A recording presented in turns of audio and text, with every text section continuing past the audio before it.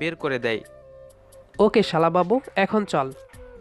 এই বলে সিজানকে ভুলিয়ে ভালিয়ে ওদের বাসায় আসতেই শালা হারামি আমাকে রেখে দৌড়ে ওর রুমে চলে গেল। এদিক ওদিক তাকিয়ে আঙ্কেল আন্টি কাউকেই দেখছি না।